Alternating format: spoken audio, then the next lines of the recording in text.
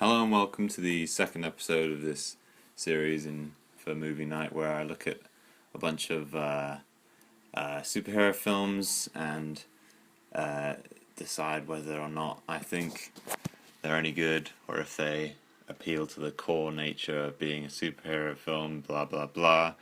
So, if you watch the first episode, um, you'll know that I think Guardians of the Galaxy came close to what I thought was a good formula for a superhero film, in that it didn't take itself very seriously.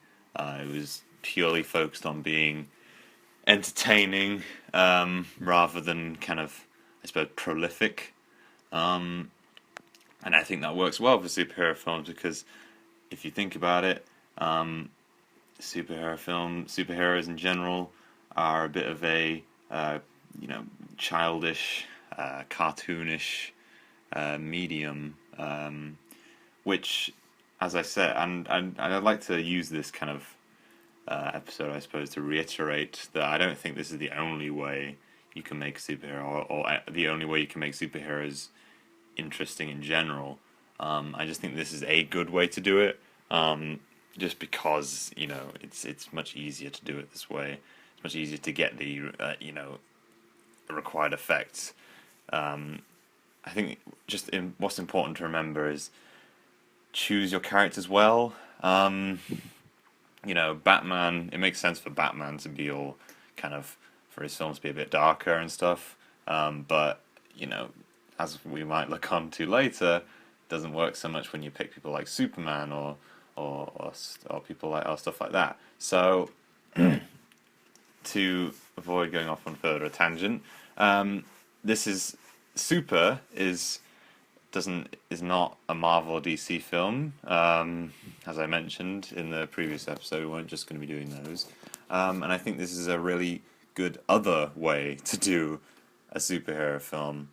To give you some backstory, because this is quite I'm surprised at how kind of niche this film is, to be honest. It's not like cult following level, but it's definitely not like a very famous film, despite having quite a few big names in it, like Ellen Page and Kevin Bacon. Now, essentially, this film is about, on a very basic level, it's about a guy whose wife gets kind of not abducted, but falls in with the wrong crowd, you could say, of this drug dealer guy, and so this guy tries to turns himself into a superhero, called the Crimson Bolt, and he's kind of inept, but what I like about it is that just how uncool he is. There's so much effort going into superhero films and trying to make the main character, or trying to make the superheroes cool, trying to make them say a lot of one-liners. And what I like is how just this film tries to do the opposite. They made his catchphrase purposefully stupid sounding. I think he just says "shut up, crime," and that's his catchphrase, and it's just really awkward and doesn't make any sense. And so they just tried to make him as uncool as possible. And this is just a film that is really different, and it takes the idea of a superhero film and kind of flips it on its head a little bit. The main character has okay, you have Batman or whatever. Well, even Batman, okay, I guess I'm struggling to think of an example here, but there are times when superhero films, they kind of, as the superhero has a loose sense of moral, maybe like Daredevil, for example. He'll just go to extreme lengths to catch the bad guy or whatever. And Batman sometimes, I suppose, kind of goes over the top sometimes. But what I like here is how obscure the main character's sense of morals is. He's not just he's not over the top violent, or he's not over the top evil, or stuff like that. He's actually he's a Christian, and he hates it when his sidekick swears and stuff like that. And he hates any kind of sexual imagery or anything. He's just a really stereotypical Christian. but he'll literally just beat people with a wrench if when they cut in line. Like that's what I love. It's very entertaining because you got that nice contrast of that goody two shoes, warped perception of what parents thought superheroes were. You know, that kind of like cereal box Saturday morning cartoon, like, oh, you gotta save the cat from the tree, like that kind of moral contrasting with, say, a more modern interpretation of superheroes where he just goes around beating people with the wrench, and it's and I think it comes close, I suppose. I mean, it always sounds stupid to say this, but I think it comes quite close to what if the kind of people who like superheroes out there, the many, let's be honest, quite socially inept, quite unfit people, if they tried to be superheroes, I think this is what it would be like. You're just gonna get these whack jobs that are basically just, vigilantes and stuff. So, so yeah, and so, to be honest, it's a flawed film in some ways, I suppose. It's not rated very highly, just from just general opinion I've gathered, um, and I can kind of see why. Aside from just the fact that it's kind of, a bit something really different and really weird, so it's not very accessible.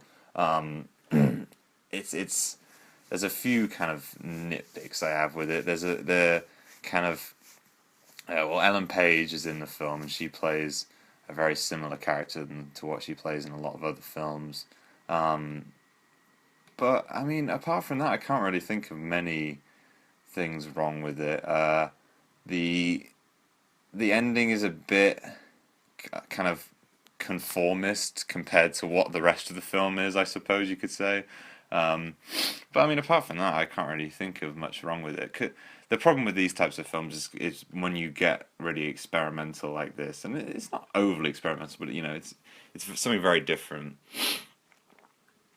Um, it's it comes difficult to like become very highly rated because it's quite difficult, not very accessible to a lot of people. But I appreciated this film just because of how different it was and how much of a spin it took on the superhero formula, and just the quality in which it's made as well. The actors in it.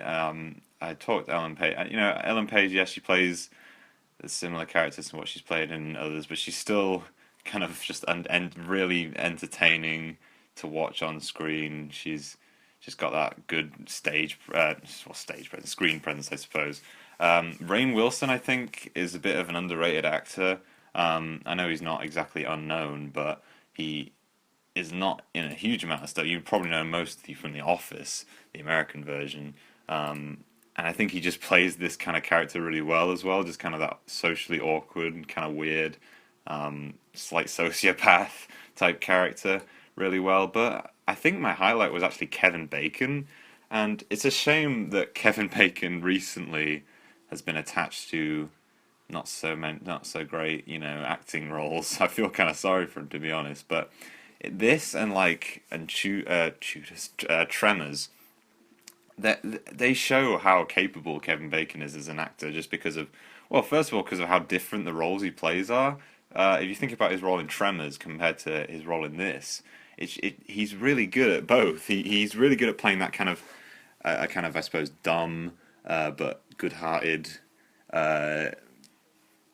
main hero, and in this he shows that he can be that really slimy, really untrustworthy, just evil bastard, like Littlefinger from Game of Thrones, that kind of thing. And he's really good at playing that, and it really convinced me, and it really made me hate him, which is definitely what they were going for. So yeah, as much as the main character is a violent sociopath, I think I definitely rooted for him a lot more, which is kind of what you're supposed to do, and I like that. It made you root for the main character, and then it kind of made you feel bad.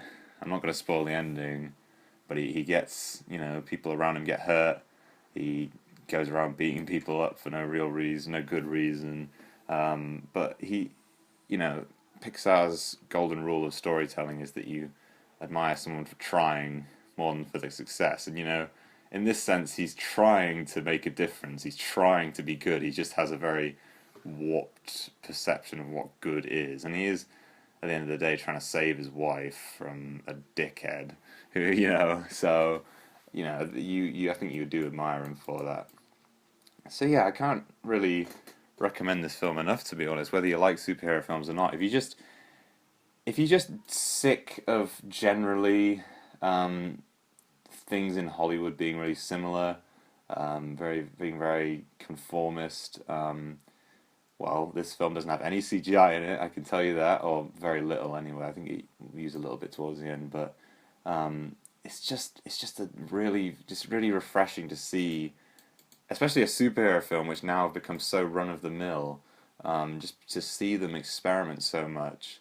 While I think Guardians of the Galaxy came close, and it did kind of step out of what a superhero film is, what a modern superhero film is, and came quite close, I think, to what what I think makes a good superhero film. This, I think, really just takes that to a whole new level. It really steps outside the box. It really experiments a lot with the superhero genre, superhero like tropes. So yeah, I can't really, don't listen to don't listen to critics, ironically. But no, I do listen to critics. They're very very clever. But some of the things like this, I think you kind of just have to watch it yourself and make your own opinion. I can guarantee it's not everyone's cup of tea. It's very sort of niche, very experimental, as I said.